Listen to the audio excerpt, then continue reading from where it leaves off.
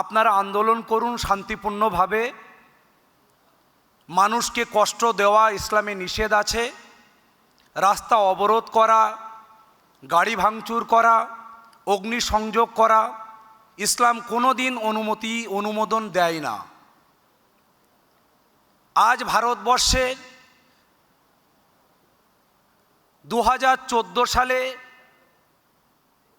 এই সাম্প্রদায়িক বিজেপি সরকার ক্ষমতায় আসার পরে তাদের সমস্ত আইনটা সংখ্যালঘু বিরোধী, সংবিধান বিরোধী। ভারতবর্ষের সংবিধান ভারতবর্ষের প্রত্যেকটি নাগরিককে কে কি খাবে, কি পরবে, কে কি ধর্ম পালন করবে, এটা তাদের নিজস্ব একান্ত ব্যাপার। এটা সংবিধান ডিসাইড করে দিয়েছে। অথচ আমরা দেখতে পাচ্ছি 2014 সালে ক্ষমতায় আসার পর থেকে নিয়ে তারা বুঝে গেছে সংখ্যালঘু সম্প্রদায়ের মানুষ তাদের থেকে মুখ ফিরিয়ে নেয়। সেই জন্য তারা বিভিন্ন রকম আইন করে এই সংখ্যালঘু সম্প্রদায়ের মানুষদেরকে বিপাকে ফেলতে চায়।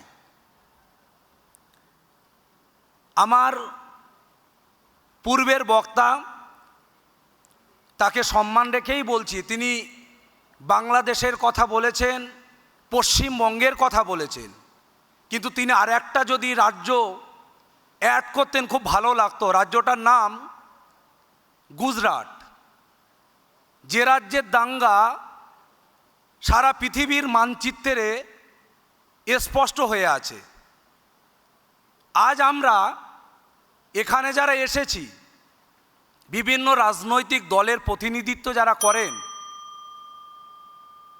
আমরা যারা মানুষ, আমরা কখনো দাঙ্গা চাই না। দাঙ্গা, প্রকৃত দাঙ্গাবাজদের কোনো ধর্ম হয় না। প্রকৃত হিন্দুরা, প্রকৃত মুসলিমরা কখনো দাঙ্গা করতে মানুষকে বলে না। তাই প্রত্যেকের কাছে আমরা অনুরোধ করতে চাই, কেন্দ্রীয় সরকারের নীতির বিরুদ্ধে আমাদের আন্দোলন। আমরা দেখেছি প্রচুর হিন্দু সম্প্রদায়ের মানুষ, শিখ, জৈন, বৌদ্ধ সম্প্রদায়ের মানুষ, তারা আমাদের সাথে সাথ দিয়ে এই ওয়াকফ আইনের বিরোধিতায় রাস্তায় নেমেছে। আমাদের লড়াই হিন্দুদের বিরুদ্ধে নয়, আমাদের লড়াই কেন্দ্রীয় সরকারের জনবিরোধী নীতির বিরুদ্ধে লড়াই।